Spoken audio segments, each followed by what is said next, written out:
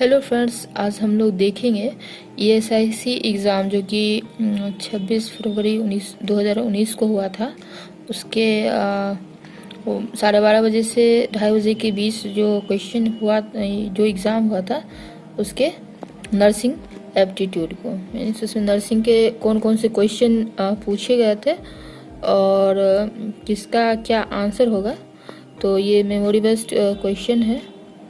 First of all हम लोग exam का एवोल्यूशन करते हैं कि किस टाइप का एग्ज़ाम था। तो एग्ज़ाम का जो लेवल था वो बिल्कुल मॉडरेट टू टफ था, यानी इजी तो नहीं कहा जा सकता है क्योंकि मीन्स ये इतना इजी भी नहीं था। Moderate to tough according to me it was moderate to tough. और इसमें जो था वो क्वेश्चन था वो बेसिक लेवल का था, बेसिक, और जो था डायरेक्ट क्वेश्चन था, डायरेक्टली क्वेश्चन, इसको इधर उधर नहीं था, इस डायरेक्ट क्वेश्चन पूछा गया था। और एनक्लेक्स बेसिस का क्वेश्चन नहीं था, डायरेक्ट ही था। और अगर एनक्लेक्स बेसिस का क्वेश्चन रहता तो फिर टाइम की कमी हो जाती है, बट टाइम एग्जैक्ट था, इस टाइम बिल्कुल सही था, इस टाइम की कमी नहीं हो सकती थी, मीन्स ऐसा कंडीशन था। मीन्स आराम से 125 क्वेश्चन सॉल्व हो सकते थे। और साथ में ये जो था वो बिल्कुल ऑल चैप्टर कवर कर रहा था नर्सिंग का।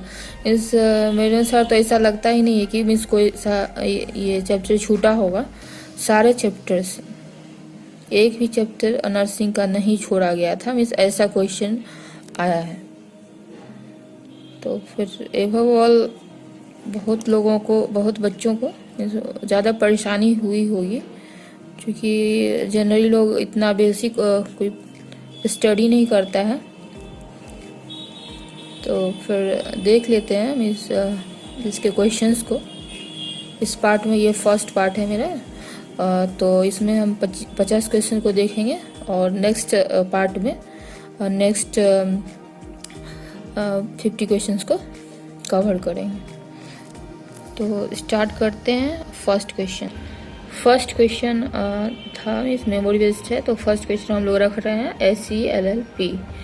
तो इससे रिलेटेड एक क्वेश्चन था कि HELLP में 4 ऑप्शन दिया हुआ था और उसमें पूछ रहा था कि कौन सा HELLP को इंडिकेट नहीं करता है, यानी मतलब मीन्स इसके फुल फॉर्म से अलग है। तो HELLP का फुल फॉर्म होता है H for haemolysis, EL for elevated liver enzymes and LP for low platelet counts. इसके अलावा एक और कोई ऑप्शन था जो कि करेक्ट आंसर होता, क्योंकि वो HELLP का फुल फॉर्म नहीं था, तो वही आंसर अपना होता। अब सेकेंड क्वेश्चन देख लेते हैं। ADL था, ADL का फुल फॉर्म पूछ रहा था। तो इसका फुल फॉर्म होता है activities of daily living, but exam में कुछ दूसरा ही दिया हुआ था, तो इसको आप लोग थोड़ा सा देखना होगा। और तो नेक्स्ट क्वेश्चन हम लोग देख लेते हैं। इसमें है cranial nerve damage in Bell's palsy में कौन सा क्रेनियल नर्व डैमेज होता है। तो इसका आंसर होगा 7th क्रेनियल नर्व डैमेज हो जाता है बेल्स पॉल्सी में। नेक्स्ट क्वेश्चन है डिफेंस मैकेनिज्म से था कि एक अनअटेंटिव पर्सन है जो कि दूसरे का अटेंशन पाने के लिए अच्छी और महंगी कपड़े पहनता है। तो ये कौन सा डिफेंस मैकेनिज्म फॉलो करता है। तो मेरे अनुसार ये कंपनसेशन होगा, क्योंकि वो अपनी कमी को अपने कपड़ों से कवर करना चाहता है, तो ये कंपनसेशन है। नेक्स्ट देखते हैं अनइंटेंशनल हार्म टू पेशेंट जो नर्स पहुंचाती है उसको क्या बोला जाता है, तो वो होगा नेग्लिजेंस। नेक्स्ट है attached baby, locked baby, means इसमें था कि मीन्स जुड़े हुए बच्चे होने की संभावना कब ज़्यादा होती है। तो इसमें बहुत सारा ऑप्शन दिया हुआ था, तो जो करेक्ट आंसर होगा वो होगा कि फर्स्ट बेबी अगर ब्रीच है और सेकंड बेबी वर्टेक्स या सिफालिक प्रेजेंटेशन का है तो टेस्ट बेबी होने का ज़्यादा चांसेस है। नेक्स्ट है drug use in seizures. Seizures में यूज होने वाले ड्रग को और किस नाम से जाना जाता है, इस टाइप से क्वेश्चन था। तो इसका आंसर होगा anti epileptic drug. Anti epileptic drug भी कहा जाता है एंटी सीजर ड्रग को। नेक्स्ट है प्रोसेस ऑफ लेबर। मैकेनिज्म पूछ रहा था, लेबर का कुछ मैकेनिज्म था तो उसको पूछा जा रहा था। तो इसके मैकेनिज्म में फर्स्ट होगा फ्लेक्शन। फर्स्ट जो आएगा वो आएगा फ्लेक्शन, उसके बाद इंटरनल रोटेशन, देन क्राउनिंग और उसके बाद एक्सटर्नल रोटेशन। ये 4 स्टेप था। तो चारों स्टेप का पहले फ्लेक्शन, उसके बाद इंटरनल रोटेशन, उसके बाद क्राउनिंग, उसके बाद एक्सटर्नल रोटेशन। ये क्रम सही था। नेक्स्ट देखते हैं order given by nurses in absence of doctor. Doctor अगर वार्ड में नहीं है, अगर सिस्टर को इंस्ट्रक्शन देती है तो उसको कौन सा ऑर्डर कहा जाता है? तो ये होगा हमारा answer standing order. Standing order इसको कहा जाता है। नेक्स्ट है सिस्टिक फाइब्रोसिस। अब सिस्टिक फाइब्रोसिस किससे होता है, कैसे होता है? तो ये इसका आंसर होगा रिसेसिव क्रोमोसोम से। रिसेसिव क्रोमोसोम जो जेनेटिकली होता है, पास होता है, उसी से सिस्टिक फाइब्रोसिस होता है। नेक्स्ट है मल्टीपल स्क्लेरोसिस सिम्टम से रिलेटेड था। तो इसका मेन होता है सिम्टम है मल्टीपल स्क्लेरोसिस का damaged nerve covering, nerve impulse disrupted. Next 12 देखते हैं वर्टिकल ट्रांसमिशन ऑफ डिजीज कैसे होता है। वर्टिकल ट्रांसमिशन में 3-4 ऑप्शन था, तो बट जो सही था वो था प्लासेंटा से। प्लासेंटा से mother to child vertical transmission of disease होता है। नेक्स्ट था ट्राइकोमोनास पॉजिटिव ऑर्गेनिज्म से पूछ रहा था, तो इसका होगा ट्राइकोमोनास वेजिनलिस। नेक्स्ट देखते हैं abortion in which vaginal bleeding occurs 20 weeks of pregnancy. यानी एबॉर्शन जिसमें वेजाइनल ब्लीडिंग होता है बट और कोई ज़्यादा कॉम्प्लिकेशन नहीं होता है, तो उस टाइप के एबॉर्शन को हम लोग क्या कहेंगे? तो इसका करेक्ट आंसर था थ्रीटेंड मिसकैरेज। थ्रीटेंड मिसकैरेज या थ्रीटेंड एबॉर्शन। नेक्स्ट क्वेश्चन देखते हैं। नेक्स्ट है हाइपरटेंशन इन प्रेगनेंसी। जो प्रेगनेंसी जो हाइपरटेंशन प्रेगनेंसी में होता है तो उसको क्या कहा जाता है? तो उसको बोला जाता है गेस्टेशनल हाइपरटेंशन। नेक्स्ट देखते हैं plane dividing body from mid line. Mid line से कौन सा प्लेन ये करता है, डिवाइड करता है? वो है हमारा mid sagittal plane. Mid sagittal सही आंसर होगा। नेक्स्ट है नर्व सर्जरी से रिलेटेड था। नर्व सर्जरी में था कि नर्व के एंडिंग पॉइंट्स को ये सर्जरी जो किया जाता है उसको हम लोग क्या कहा जाता है? तो उसे कहा जाता है रिजेक्टोमी। नेक्स्ट देखते हैं, उसमें था death of neonates in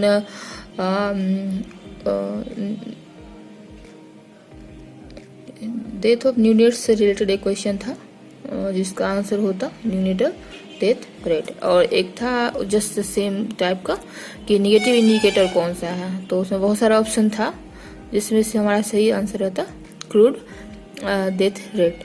crude death rate negative indicator था, बाकी सारा पॉजिटिव था, तो हम लोग का आंसर ये होता। नेक्स्ट था condition where fluid builds up in the tissues and causes swelling. ये क्वेश्चन था condition where fluid builds up in the tissue and causes swelling, जिसमें फ्लूइड जो है वो टिश्यू में भर जाता है और स्वेलिंग हो जाता है, तो उस कंडीशन को क्या कहा जाता है? तो वो हमारा कहलाता है इडीमा। इडीमा होता आंसर इसका।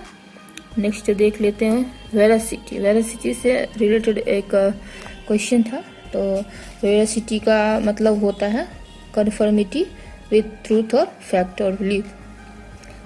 तो ये वेरासिटी का ये बिलीफ उसमें था कहीं पे कंफर्म और ट्रूथ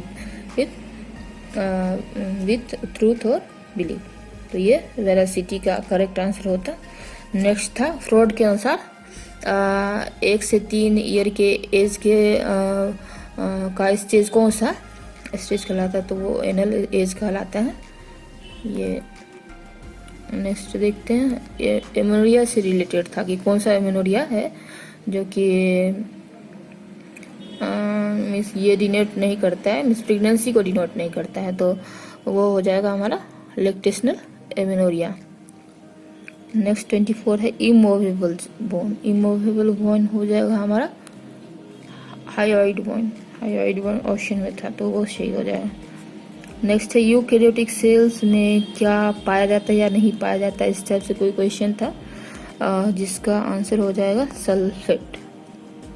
नेक्स्ट देखते हैं रोल ऑफ नर्सेज। नर्सिंग के रोल से ऑप्शन दिया हुआ था और उसमें था कि कौन सा रोल नर्स का है, तो ये ऑप्शन तो हमको याद नहीं है, तो ऑप्शंस के अनुसार वो तो सब लोग को पता होगा, तो वो करेक्ट ही आंसर गया होगा सबका। नेक्स्ट है सक्शन इज़ नॉट रिकमेंडेड। इसमें सक्शन से रिलेटेड 4 ऑप्शन दिया हुआ था, उसमें बोला गया था कि कौन सा सक्शन का सही तरीका नहीं है, तो सक्शन का सबसे सही तरीका जो नहीं था वो था, उसमें था कि मोर देन 10 सेकेंड तक हमको सक्शन करना चाहिए, तो ये हमारा सही तरीका नहीं था, तो आंसर वही हो जाता more than 10 second suctioning. Okay, next 28 देखते हैं primary referral unit. Primary referral unit किसको कहा जाता है, तो वो तो हमारा PSC हो गया, प्राइमरी हेल्थ सेंटर, राइट। और नेक्स्ट क्वेश्चन देखते हैं। नेक्स्ट क्वेश्चन था स्किन ट्रिगर से रिलेटेड, तो स्किन ट्रिगर में जो आंसर होता है वो हमारा था डिहाइड्रेशन। स्किन पिंच इधर उधर हो जाता है, मोर देन 3 सेकेंड हो जाता है, तो हो गया स्किन ट्रिगर, और ये होता है हमारा डिहाइड्रेशन। और नेक्स्ट क्वेश्चन था वो 30 number, not a primary prevention method. Primary prevention method कौन सा नहीं था, तो वो हमारा ऑप्शन हो जाएगा rehabilitation. Rehabilitation primary prevention method नहीं है, इसको बाद में हम लोग अप्लाई करते हैं। उसके बाद है folic acid in pregnancy. Folic acid हम लोग प्रेगनेंसी में क्यों लेते हैं, तो इसका आंसर होगा ये न्यूरल ट्यूब डिफेक्ट जो था वो सही आंसर होता, कि न्यूरल ट्यूब डिफेक्ट से बचने के लिए हम लोग फॉलिक एसिड प्रेगनेंसी में लेते हैं। उसके बाद था ग्रोथ कर्व। ग्रोथ कर्व में था, उसमें बैक्टीरिया का ग्रोथ कर्व में स्टेजेस दिया हुआ था, तो उस स्टेज के अनुसार हम लोग को बताना था कि कौन सा सही ये कर्व डिनोट करता है। तो फर्स्ट में हो जाएगा इसका लेग फेज, और उसके बाद था एक्सपोनेंशियल, देन स्टेशनरी, और उसके बाद डिक्लाइन। फिर से देख लेते हैं, लेग, उसके बाद एक्सपोनेंशियल, उसके बाद स्टेशनरी, उसके बाद डिक्लाइन। नेक्स्ट है sympathetic system work. Sympathetic system कैसे वर्क करेगा, कुछ और इसमें ऐड किया हुआ था, तो जो आंसर हमारा होता वो था पिपल डायलेशन। नेक्स्ट था nursing care plan not indicates. इसमें 4 ऑप्शन था, इसमें बोल रहा था कि नर्सिंग केयर प्लान में नहीं इंक्लूड होता है, तो वो है इम्प्लीमेंटेशन। उसके बाद है रिस्पिरेटरी प्रॉब्लम नॉट सॉल्व, यानी उसमें था कि कौन सा एक्टिविटी है वो रिस्पिरेटरी प्रॉब्लम को सॉल्व ये शो नहीं करता है, तो वो होगा answer difficulty in speak. Next है लेबर था कि लेबर कैसे लेबर को ये काम करने से नहीं रोका जाना चाहिए, तो उसमें बहुत सारा ऑप्शन था, चेस्ट पेन वगैरह था, किडनी ये, और 2-3 ऑप्शन था, तो बट उसमें होता हमारा माल न्यूट्रिशन वाले लेबर को हम लोग नहीं रोक सकते हैं, इसको वो काम कर सकता है, और बाकी जो था उसमें ऑप्शन वो करेक्ट नहीं था, मेरे अनुसार माल न्यूट्रिशन सही होगा। और एक था हमारा यूरिनेशन से को कंट्रोल करने के लिए, जब शरीर में यूरिन ज़्यादा हो जाए तो उसको कंट्रोल करने के लिए कौन सा हार्मोन ये काम करता है, तो वो था ADH हार्मोन। नेक्स्ट था आपका एक्सरे में कुछ फोकी टाइप का या फिर लम्प ऐसे ही कुछ था, किस डिजीज़ को डिनोट करता है, तो वो हमारा हो जाएगा आंसर ऑप्शन के अनुसार ट्यूबरक्लोसिस। नेक्स्ट था स्कूल कहाँ नहीं होना चाहिए था, तो नियर नॉइज वाले एरिया में स्कूल को नहीं होना चाहिए था, तो नॉइज वाला जो ऑप्शन था वो हमारा करेक्ट रहता। नेक्स्ट था respiratory rate into tidal volume, इसको क्या कहा जाता है, respiratory rate into tidal volume को और कौन सी टर्म से हम लोग इंडिकेट करते हैं, तो इसका जो राइट आंसर होगा वो है मिनट वेंटिलेशन। करेक्ट आंसर इसका होता मिनट वेंटिलेशन। उसका नेक्स्ट है non invasive investigation of cervix cancer के लिए हम लोग जो नॉन इन्वेजिव यानी जिसमें हम लोग प्रीक नहीं करते हैं, तो वो इन्वेस्टिगेशन कौन सा है, तो वो हो जाएगा हमारा पेप स्मीयर।